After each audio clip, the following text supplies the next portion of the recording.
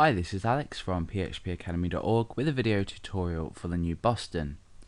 In this video we're going to take a look at the document ready handler or the ready handler in jQuery. Now you can see at the moment I have a basic page just set up, an HTML5 document with a title, a style sheet, and I also have included jQuery.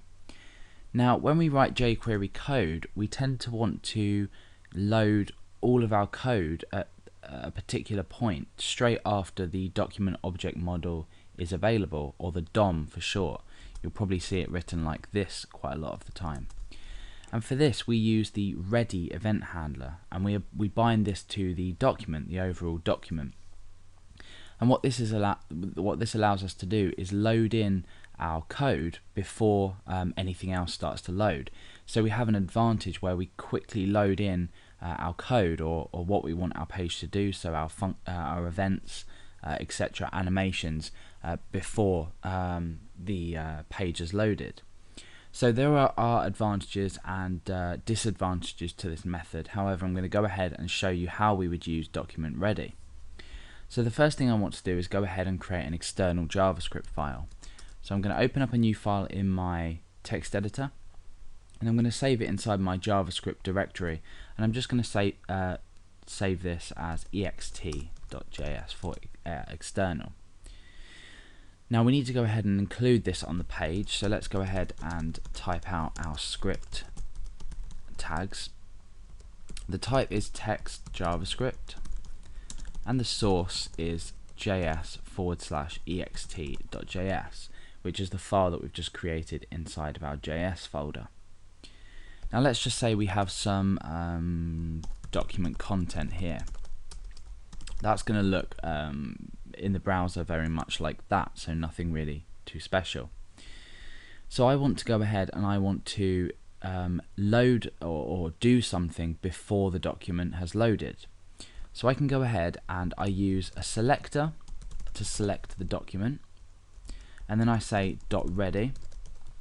Now inside the .ready handler we need to create a function, and this is the standard notation that you'll use, or in fact the overall concept of what I'm talking about is what you would usually use when you would load jQuery code or write jQuery code.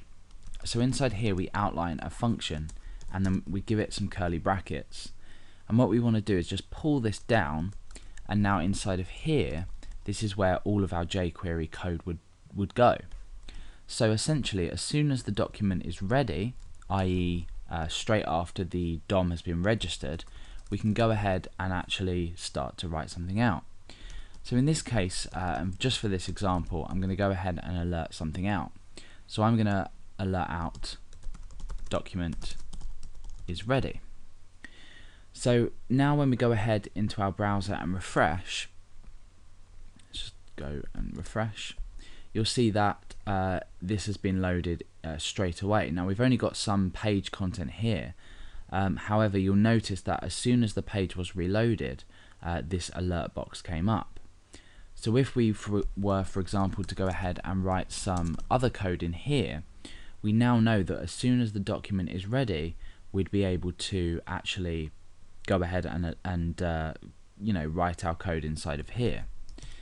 Alternatively, if I was just to go ahead and say alert ready, for example, it does more or less the same thing. But the standard way that we would write in jQuery, we would usually use document.ready every time we were to write some jQuery code. So it's probably best to get into the habit of when you write any jQuery code and you include it, as we will be doing in this tutorial series, in an external file, go ahead and use document.ready just to allow the jQuery code that you've written to be run as quickly as possible.